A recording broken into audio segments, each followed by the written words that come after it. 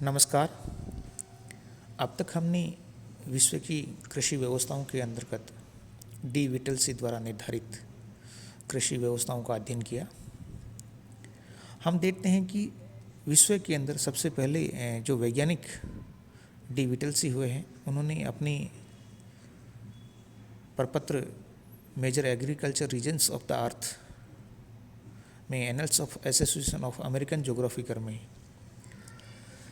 विश्व के विभिन्न कृषि प्रदेशों की व्यवस्थाओं का उल्लेख किया है। इन्होंने अपनी जो शोध है उस शोध के अंदर कुछ विभिन्न कृषि व्यवस्थाओं को 5 विशेषताओं के द्वारा निर्धारित किया है। ये जो 5 मुख्य जो विशेषताएं हैं, इनके अंतर्गत हम देखते हैं कि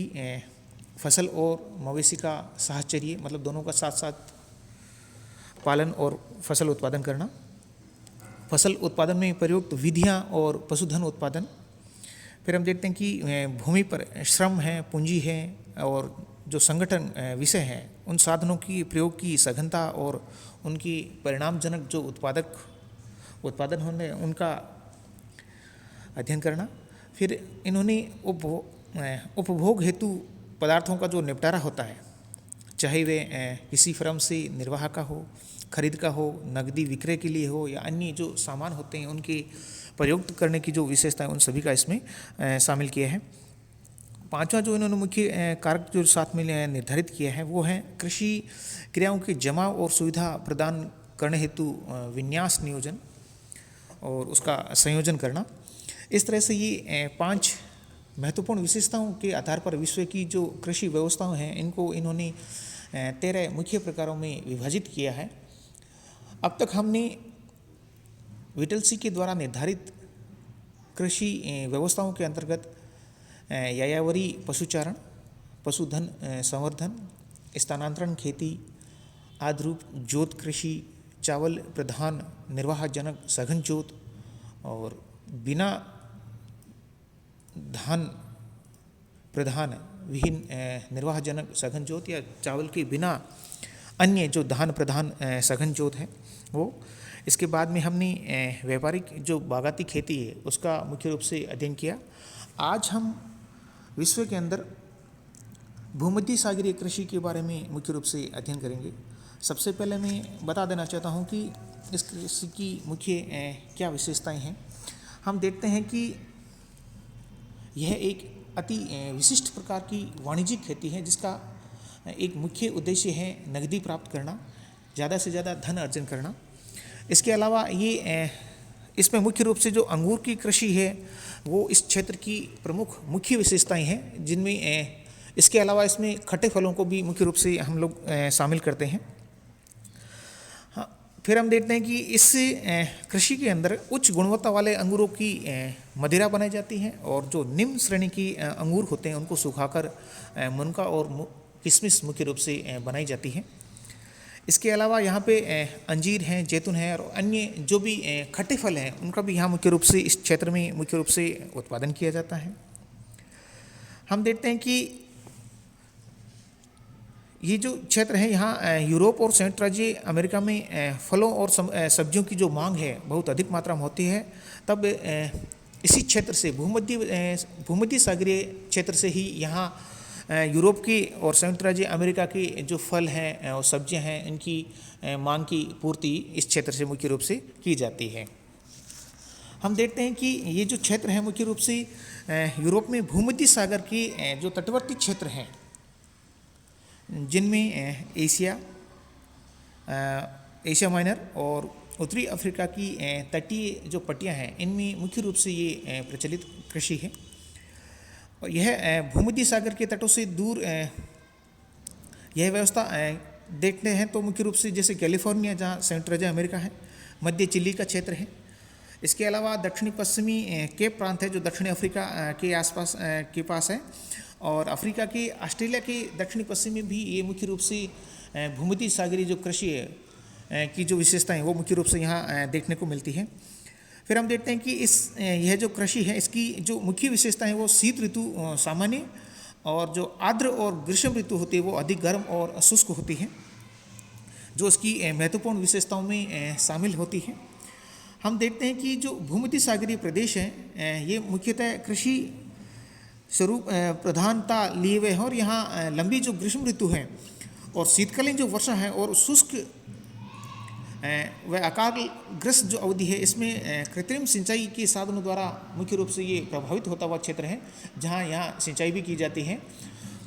फिर हम देखते हैं कि ये काफ़ी प्राचीन समय से यहाँ की जो भूमि है इस पर अंजीर है, अंगूर है, इस तरह की कृषि लंबे समय से प्राचीन सदियों से इस भूभाग में ये खेती की जाती रही है और इनका उत्पादन किया जाता रहा है। हम देखते हैं कि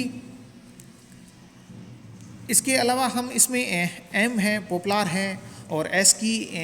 वृक्ष हैं, जैतून की झाड़ियाँ हैं, यहाँ पर भी मुख्य रूप से इनको देखने की प्रमुखता से भरमार देखने को मुख्य रूप से मिलती है। यहाँ की जो प्रमुख क्षेत्र हैं जहाँ इटली है, सिसिली है, मोरक्को है और एशिया माइनर है, इनमें जो वृक्षनुमा फसलें हैं वो प्रथम कोटि की तथा खाद्यान्न सहायक जो उपज है वो मुख्य रूप से यहाँ देखने को मिलती हैं, जो इस क्षेत्र की प्रमुख विशेषताओं में शामिल करते हैं। फिर हम देखते हैं कि जो यहाँ उपजाऊ भूमि है वो मुख्य रूप से काफ़ी ज़्यादा मात्रा में उपजाऊ है और यहाँ अंगूर की जो बेलें हैं प्राचीन काल में से ही यहाँ देखने को मिल रही हैं। इनमें हम देखते हैं कि जो प्राचीन काल में 3200 पौध हैं जो प्रति जुगरूम है, अर्थात एक व्यक्ति या दो बैलों के द्वारा जो जोत सकने वाला जो क्षेत्र होता है उसको एक जगरूम नाम का एक नाम दिया गया है, जो मुख्य रूप से इनकी क्षेत्र का घनत्व में मुख्य रूप से उत्पन्न की जाती है। और इसके अलावा ये छोटी जोतों में भी सिंचाई के द्वारा जैसे मक्का है, अंजीर है, जैतून की खेती है, ये मुख्य रूप से यहाँ की जाती है। हम देखते हैं कि जो भूमध्य सागरीय कृषि है आज भी इसमें खट्टे फल मुख्य रूप से इसमें शामिल है। इसके अलावा अंगूर की खेती का जो स्थान है वो सबसे अधिक इसमें महत्वपूर्ण भूमिका अदा करता है, जिसके द्वारा शराब है, मुनक्का है, किशमिश है आदि इसकी महत्वपूर्ण उत्पादन के रूप में इनको तैयार किया जाता है और विश्व के अन्य भागों में इनको निर्यात करते हैं। यहाँ का जो मुख्य रूप से जो हम देखते हैं कि जो प्रतिनिधित्व है वो मुख्य से ग्रामीण समुदाय का है, जो मैदान पर गेहूँ और जो उत्पादन मुख्य रूप से करता है। इसके अलावा हम देखते हैं कि कुछ ऐसे भूभाग भी यहाँ हैं जहाँ मुख्य रूप से भेड़ बकरियां चराकर भी कुछ लोग हैं जो अपना यहाँ जीवन यापन करते हैं। फिर हम जो जैतून और जो अंगूर की खेतियाँ वो पहाड़ियों के निचले भागों में और गांवों के आसपास की जो सिंचित भूमिखंड है वहाँ मुख्य रूप से साग सब्जियों के साथ में इनकी फसलें को उत्पादन किया जाता है और इनका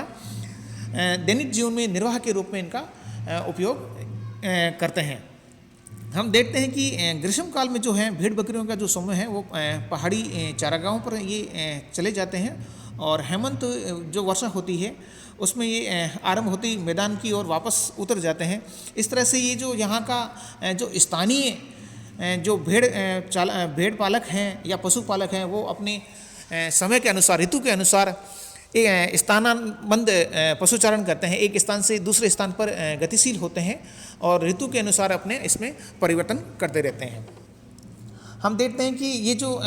इस प्रदेश के जो खेत हैं वो इनका कोई विशेष आकार नहीं है, ये बहुभुजाकार भी होते हैं, कुछ चतुर्भुजाकार भी होते हैं और दोनों दिशाओं में ये प्रमुख रूप से जोते जाते हैं। और यहाँ अत्यंत जो छोटे फार्म होते हैं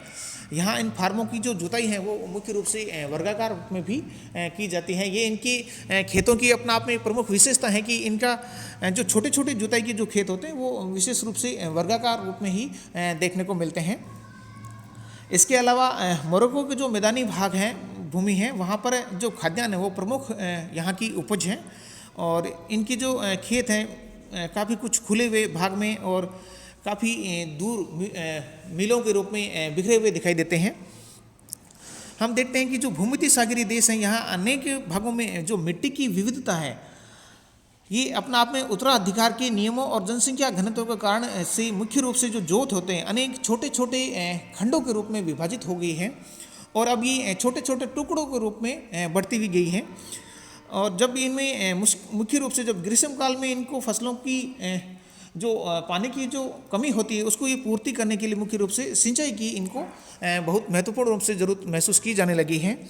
ग्रीष्म काल में जो इनकी प्रधान जो समस्याओं हैं उनमें जो